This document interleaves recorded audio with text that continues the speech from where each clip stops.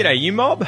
Welcome to episode number 3 of the Goss, where I get to sit down and have a chin wag with my dad each week about news and current affairs down under in Australia, as well as, just around the globe. Anything that's interesting that comes up, we will chat about if we notice it, as it's a good way for you guys to learn about what's going on in the world whilst working on your English, whilst hearing our opinions and our, perspectives on things, and also helping you to form your own opinions about these things, whether you agree with us or not, about certain contentious issues, so that you can talk about them in English when they come up in conversation. That is the whole point of this series, The Goss. So today is a bit of a mixed bag, meaning a mixed bag of lollies, right? In Australia, lollies are candy. So if you get a mixed bag, you get a bag of all different kinds of lollies. And we use the expression a mixed bag to mean that we have a mix of different things, right? It's not just one consistent topic today, for example. So today we talk about a bunch of different things. Aussie weather, extreme weather, like dust storms and the crazy hailstones as big as your fist that were landing in places like Melbourne and Canberra this week. Early Australian explorers, why Tasmania was once called Van Diemen's Land. We also talk about Tassie devil face tumours, the extinction of the Tasmanian tiger, a recent warning of a funnel web spider bonanza around Sydney. My favourite part of this episode, we talk about Judas goats. Those goats are crazy. Stay around to listen to that bit. And also the Australian Open and why Australians are so tennis crazy. Anyway, guys, smack the kookaburra and let's get into this episode.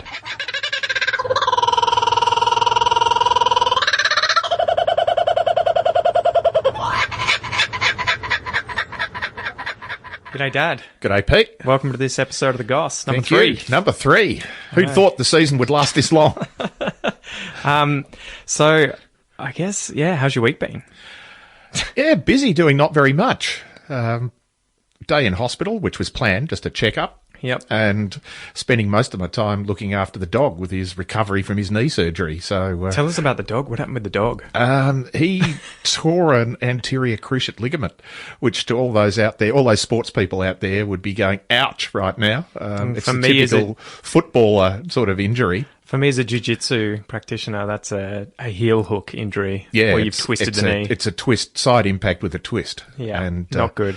Yeah, so he's recovery, he's right? got 3 months of recovery sitting in a cage indoors and very short walks outside under control, which he doesn't like doing. So you literally and figuratively keep him on a short leash. Exactly right, yes. So how's he been enjoying that too? Oh, look, he doesn't like the short leash on walks because he wants to sniff at everything and go and inspect things and bark at dogs when he walks past a house with a dog barking at a fence. But when he's inside, he's fantastic, much better than we thought he would be. We thought that this was going to be a challenge for him of just lying down in a cage indoors, but he's accepted it pretty well. Obviously, he likes being in there with us, but normally he likes wandering around and checking things out. But you wonder what happens to dogs like that in the wild when they have those sorts of injuries. I guess it's just suck it up and that's the rest of your life now. Yeah, look, it's one of those things where it'll recover because all that happens with that ligament is that it's really just holding the knee together. It's stabilising it. Yeah. So if that's torn and completely ruptured, then you're just going to have a less stable knee. You're not going to be the one at the head of the wolf pack hunting down the gazelle. Yeah, but you're it's obviously it'll take a long time to recover, but eventually it would. But I suspect that it would be susceptible to being damaged again a lot more. Obviously, you can't damage the same ligament, but with more movement in the knee, you can damage other things. So. Yeah, far out. I remember my jiu-jitsu coach had to have 2 reconstructions of the knees, and it was like 8 weeks or more for recovery on each one. So he had to do one, recover, do the other, recover. Which is what they do so that you can be mobile. Yeah, so he wasn't in a wheelchair. Yeah, exactly. All right, so has anything interesting been in the news this week? I think we were sort of chatting off air. Yeah. And we were like, well, there isn't really anything big going on, except I guess the bushfires have sort of been quelled a little bit with the rain that's come through Yeah, recently? and look, there's still some fires going on. There's no major new ones, which is good. There's not much left to burn.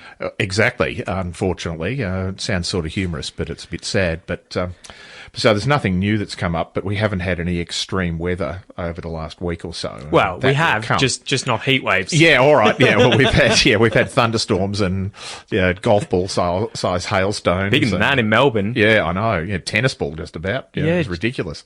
So I brought up some of these stories because, I saw my newsfeed on Facebook and I think Instagram with all these people in Melbourne that I know holding things the size of baseballs in their hands that seemed insane, right? Because we didn't cop anything here in Ocean Grove. The whole storm just passed down the eastern side of Port Phillip Bay through the eastern suburbs of Melbourne and missed us completely. Yep. Like, we didn't even get any rain. Yeah. It was weird. So. Well, that's why I was sort of shocked when I saw that on the news. I was like, wait, where did all this severe weather go? We missed it. Like, and it was one of those weird patterns that, because typically, just for your listeners, the weather patterns in Victoria come from the west. Yeah. So, we'll get our weather that will pass over us before it gets to Melbourne because we're about 100 kilometres southwest of the city of Melbourne. If it's really, a vertical kind of front, right? Yeah. And this weather came from the northeast. So, and it was spiralling as weather does, but there obviously wasn't a lot of air mass movement, gross air mass movement in comparison with this. Yeah, it was a mini cyclone effectively. Really? Well, a cyclone is a cyclone. I mean, a low pressure system. That's the sort of meteorological term for a low pressure system is a cyclone. We use that as a synonym for hurricane that they would be used in North America or other words in other parts of the world. But it was like a little mini cyclone, except it came from the land. Normally, cyclones and hurricanes kind of form over the sea. That's because they suck all the hot energy out of the water, right? Yeah, they're actually just getting a lot of water vapor being evaporated out of the sea, and then as soon as they hit land, it tends to dissipate fall as rain or various forms of precipitation. In this case, it was very large hailstones. Do you want to talk a bit about why we get the weather from the east? Because it is one of those weird things. Yeah. Sorry, it comes to the east, right? Yes, from west to east. From west to east. Because growing up, you get used to it living in Victoria and probably South Australia or West Australia, but you quickly realise when you travel elsewhere that that pattern isn't replicated everywhere. No, it's not just there's a flat line spinning around the world and the weather changes at the front of that line. So there's that's the basic pattern around the world, obviously, because the Earth spins in the other direction. So the Earth is moving under the air mass. Now, obviously, that air mass is held by gravitation over that thing, but it will sort of move across the Earth's surface as the actual Earth is spinning around underneath it. But it also depends on which latitude you're in as to where those major air masses move, because they move in sort of semicircular oval-shaped things around the tropics and then the subtropics and then the temperate zone, and then the Arctic and Antarctic have their own sort of weird weather patterns. But so it depends on where you are in the world as to what that little micro movement is going to do. But basically it is, going to come from the west to the east. But if you're in the tropics, it'll be different. So. Well, and some of the interesting stuff you'll learn about if you look up some of the early explorers like James Cook and, Matthew Flinders, they had to obviously have a good grip of weather systems and how the winds worked.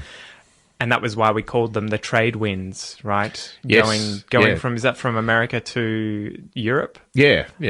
But apart from, that obviously has nothing to do with Australia, but we have names, don't we, for the 30s, 40s and 50s in latitude. I know the Roaring 40s. The Roaring 40s is called that because it has the strongest winds. Yeah. Yeah. Overall, on average, it'll have the strongest winds.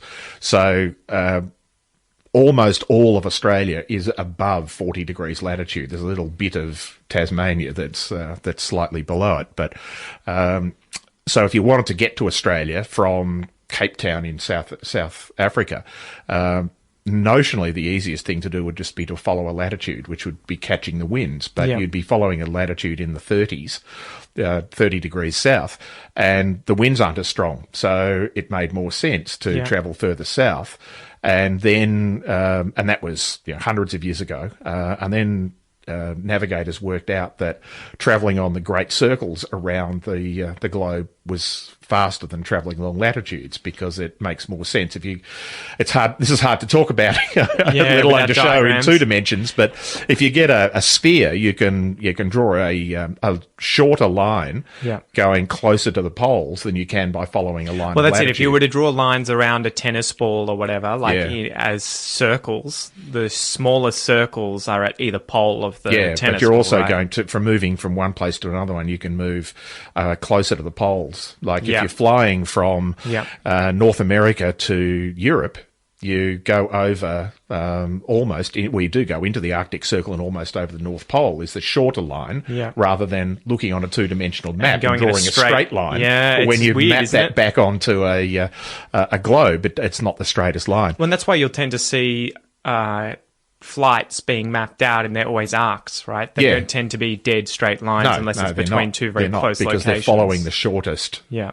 Other than in very busy areas, then they're separating them, just for air traffic control. But typically they'll follow the shortest distance, not the one that looks like a straight line on a 2-dimensional map. You know more about this than me, but is that how Van Diemen's Land was found originally? So Van Diemen's Land is what Tasmania used to be called when it was found by Abel Tasman. After whom it is now named. He named it after his sponsor, if you like, Van Diemen. He basically bumped into it. Yeah, because he'd gone and was trying to cut across or cut through that latitude, right? Yeah. And that was before the rest of mainland Australia, other than a few European sailors and probably lots of Asian sailors that we haven't read their records, if they ever kept them, landed on the west coast and the north coast of Australia, but the south coast and the east coast really had no Europeans landing on it until Tasman landed in Tasmania. And then he went on to New Zealand. Did he do that in the early 1700s? Late 1600s? Late 1600s, off the top of my head. It's crazy when you realise that Australia was bumped into, I think it was early 1610s, right? Yeah, 16... Was that... Dirk Hartog. Yeah, and Dirk then William Hartog. Dampier. And there was another one. So those I'm guys, ashamed to say I can't remember his name. Who hit the north coast they as well. They were Dutch, right? Dampier was English. Yeah. He actually wasn't, but he was by the time he landed here, he was a citizen of England. And Dirk Hartog was Dutch. Yeah. So, and the English and the Dutch had huge trade routes going to what we now call Indonesia. Called the East Indies at the time, and because they were getting spices, they were called the Spice Islands, so they were getting spices and taking them back to Europe. And this obviously is way before the Suez Canal, so they would come around the Cape of Good Hope in South Africa, and they found it easier because of the Roaring Forties winds to sail south, catch the Roaring Forties, and then go north up the coast of Australia. Yeah. And so a few people they knew about that west coast of Australia for a long time, but nobody ever landed on it because from the sea it just looks like cliffs and sand dunes. It doesn't look like anything worth going and stopping. It's funny, isn't it? Because you would imagine that if the coasts had been reversed in Australia, because the east coast, as I'm sure the listeners are aware, is incredibly lush and green because of the Great Dividing Range. Yeah, and that's where the population is. But if they'd been reversed, Australia probably would have been colonised and populated 100, 200 years earlier. Oh, yeah, much earlier. And it probably would have been the Dutch. Yeah, exactly. And so it's funny, too, when you grow up and you learn about this stuff at school, you kind of, the Dutch and the French and the English were just around this area, but you don't really learn much about why. So what were they doing in this area? What were the companies they were involved in, and where were they based? Well, there were companies in India, to start with, the East India Company, and which was... basically ran what we would currently call India, Pakistan and Bangladesh. The majority of those states in those countries were run by the East India Company. Yeah. It wasn't the British government that were running it. It was a huge company, and they were a trade company. They were running trade out of the rest of South Asia and Southeast Asia back to Europe, taking products mostly out of Southeast Asia were spices. So they said that pepper was worth more than gold. There were a few of those sorts of stories right at that time. Tulips or something was worth more than gold too in Holland for a long time, and they had everyone was going crazy trying to buy them, and then the prices plummeted, right? And everyone lost their fortune on tulips. Yes, because they actually have no real value other than aesthetics. So. Yeah. So yeah, they had the East India Company, which was England, and the Dutch had the Dutch. I can't remember the name of the company. It's the Dutch East India Company or something like that. Where they were in the same area, right? In Indonesia, and the French were in what we now call Vietnam. Yep, as well as Vanuatu and everything like that. Those islands. Some of those small islands in Melanesia and Polynesia, because they were out in the Pacific as well. Places like Tahiti and New Caledonia were originally French colonies. Yeah, which again, you sort of take it for granted that those places, they speak French there. Yes, of course, yeah. That's what they speak. You know, we learned that growing up, but you don't remember. Well, you don't remember. You don't know why until you know more about colonialisation. During those years. And some of the places in the islands north of Australia and New Guinea were colonised by the Germans much later than the Dutch and the English and the French and the Spanish and the Portuguese were around. But they got those. So some of those islands have German names. Yeah, they don't speak German, but they have German names. It's really funny how different the world would be had colonisation not taken place. With obviously the racial makeup of countries like Australia, and not to mention how the land's changed and everything, but also the languages and dialects that have been spread around the world, chiefly from Spanish, French.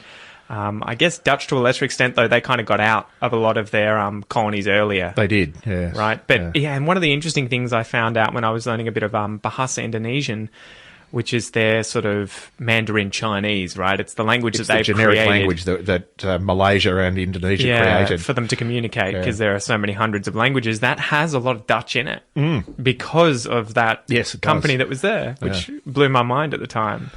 So, anyway, a bit of a sidetrack. Lots of things to talk about if we don't follow the news, but hey, we never know where this is going to go. That's why it's called gossip. I had to show you this video, and I'll see if I can turn it up loud enough for everyone to hear, but it was a classic this week.